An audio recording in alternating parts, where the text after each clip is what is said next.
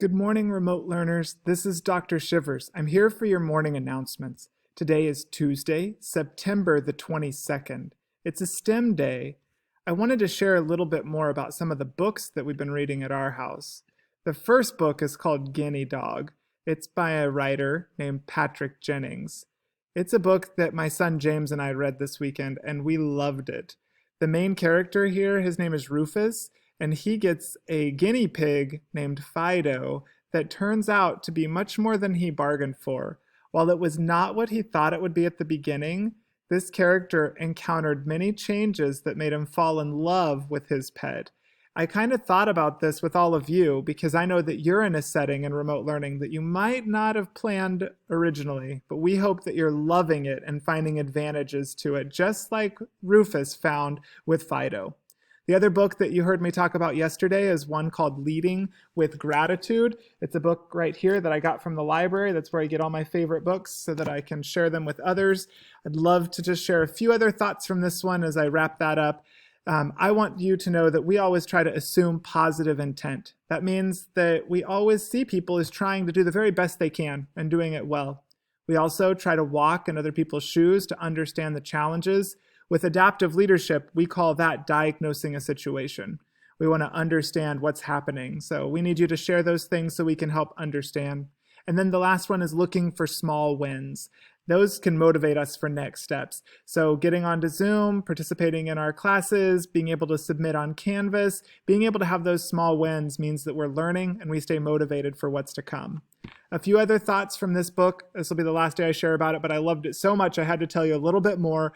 Like ripe bananas, I love that analogy. Gratitude does not keep. The closer that we can express gratitude to an achievement, the better off we can be. So telling people right away what we're grateful for. Then we want to also tailor it to an individual. We know that some people, based on their personalities or their Enneagram types, I'm definitely a number 7 and a number 2, an enthusiast and an achiever.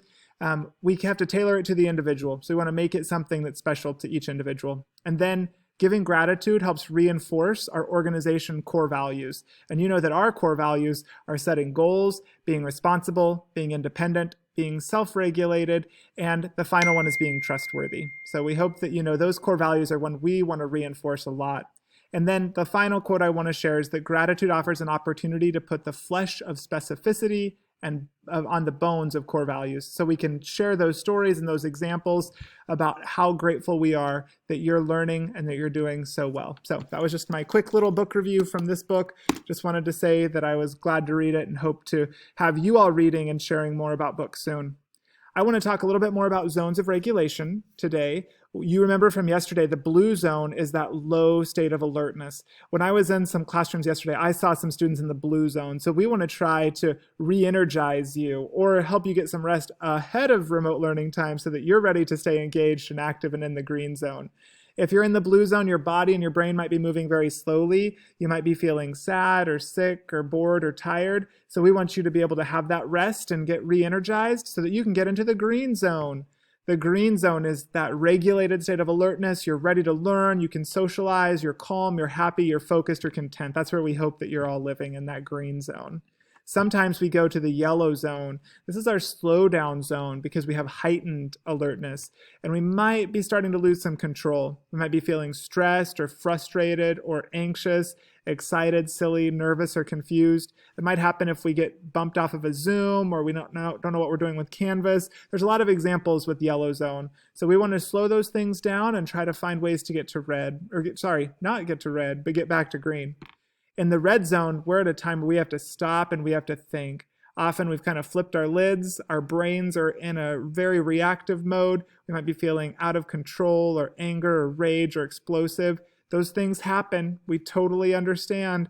Just yesterday morning, my son and I had a crazy morning. We had a spilled water bottle in our book bag. We were late for the bus. We almost dropped breakfast. We didn't have things packed up. We were in a red zone, so we had to stop and we had to think. So those things happen all the time, my friends. So when you're in a blue zone, we hope that you can energize, get a drink, take some walks. We want you to be alert. We want you to be ready to go. If you're in that green zone, we just want to reinforce that. We want to say, good job, keep going in the green zone.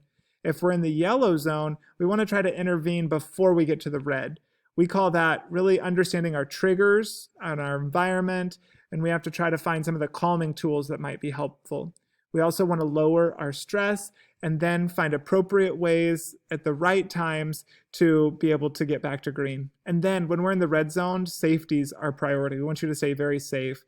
We want you to rely on some of the foundations of just really knowing we'll process later. And we just need to know red zones are really never really expected or appropriate in our setting. We want to always stay down to that green zone. So my last slide today, there are some times where we need to maybe ask for an air hug or an air high five or some reinforcement, take a walk or use some headphones or find some fidget spinners if we're needing some sensory support. Sometimes we'll need some calming strategies. So practicing our breathing that we learned from second step, practicing some yoga moves, doing some stretching or muscle relaxation, or finding some good music. And then sometimes we need some thinking approaches where we have to take sides of the problem, do some self-talk, problem solve, and do some social thinking. So we'll share more about zones of regulation tomorrow. Hope you have a great day. Thanks, everybody. Keep it up.